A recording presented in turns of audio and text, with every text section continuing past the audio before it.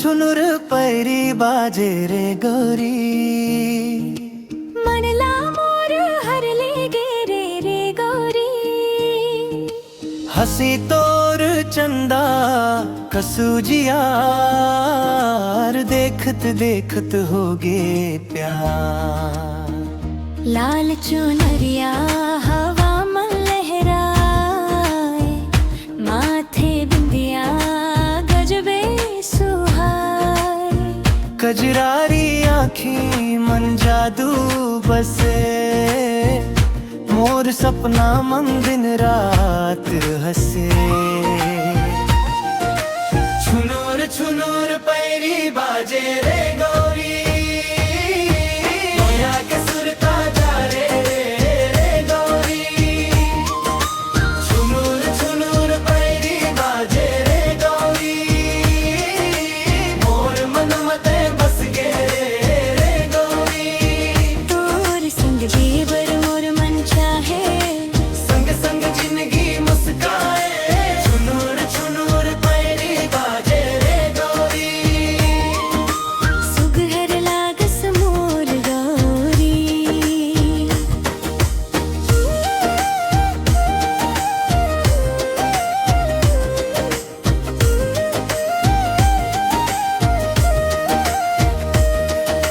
बड़ी तिहार राउत नाचा,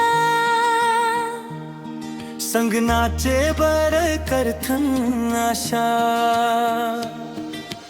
मांदर बाजे बांसुरी गूंजे, तोर संग मोर मनवा झूमे। महुआ फूले महके डारी, तै मोर सपना के फुलवारी। जुग जुग तक संग निभावो,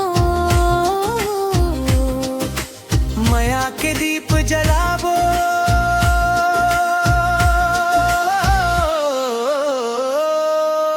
छुनूर छुनूर पैरी बाजे रे गौरी, माया के सुरता जागे रे गौरी। छुनूर छुनूर पैरी बाजे रे गौरी, मोर मन मते बस गे रे गौरी। तोर संग जिए बर मोर मन चाहे, संग संग जिंदगी मुस्काए। छुनूर छुनूर पैरी बाजे रे गौरी, सुग घर लागस मोर गौरी।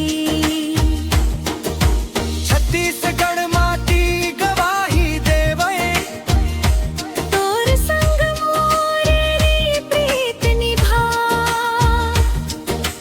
गाँव गाँव में नाम गुंजे।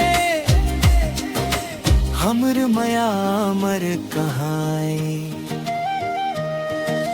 तोर रथ के मेहंदी रच जावे, मोर सपना सच हो जावे। जुग जुग तक संग रही वो, एक संग हसीबो एक संग गावो।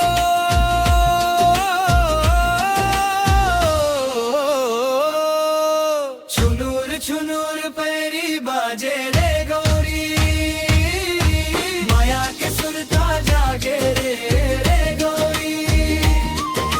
छुनूर छुनूर पैरी बाजे रे गौरी, मोर मन मते बस गे रे गौरी। तोर संग जिए बर मोर मन चाहे, संग संग जिंदगी मुस्काए। छुनूर छुनूर पैरी बाजे रे गौरी, सुघर